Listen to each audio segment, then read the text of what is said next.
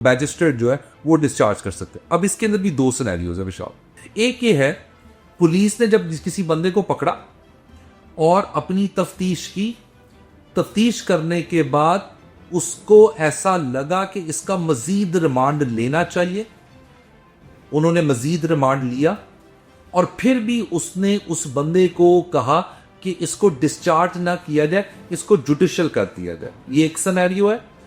दूसरे सिनेरियो में पुलिस ने लिखा कि चूंकि इन्होंने गलत बयानी से काम लिया है, चूंकि इनकी दीवानी लिटिगेशन चल रही है, चूंकि इनके माबैन कोई सिविल डिस्प्यूट है, चूंकि इनके दरमियान कोई कारोबारी ट्रांजैक्शन है, चूंकि इसकी एप्लीकेशन से 406 नहीं बनती, लिहाजा इसको डिस्चार्ज किया जाए। अब दूसरे सिनेरियो के अंदर आ जाता है मैजिस्ट्रेट। फेमस माकूला है जो हर जगह बोला जाता है that the opinion of the police is not ipse dixit on the court, कि उसकी जो ओपिनियन है वो बाइंडिंग नहीं है कोर्ट के अंदर। सो जो मैजिस्ट्रेट है वो डिसएग्री कर सकता है, मैजिस्ट्रेट उसे जुडिशियल भी कर सकता है, मैजिस्ट्रेट उसको डिस्चार्ज भी कर सकता है। अब यहां पे सवाल खड़ा होता है कि जो थ्रेशोल्ड क्राइटेरिया है एक मैजिस्ट्रेट के पास, वो बहुत सख्त क्राइटेरिया है, क्योंकि जजेस भी इस बात पे हेजिडेंट होते हैं कि क्यों डिस्चार्ज किया जाए।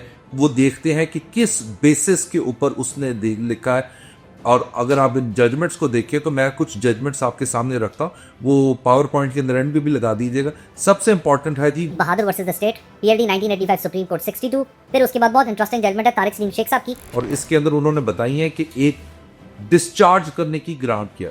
The main and the more important one is offence does not laid out. जैसा मैंने कहा 406 बनती नहीं है, सो ये ऑफेंस नहीं बनता इसके ऊपर। फिर उसके बाद नो एविडेंस इज अवेलेबल। हमारे वाली प्रोपोजिशन जो आपके सामने रखी थी उसके अंदर स्टेटमेंट था, नथिंग एल्स, कोई डॉक्यूमेंट्री एविडेंस नहीं था। So that was one of the factor.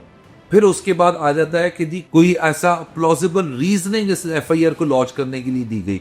सो इन पैमानों के ऊपर मैजिस्ट्रेट देखता है कि अब मैंने इस बंदे को डिस्चार्ज करना है कि नहीं करना।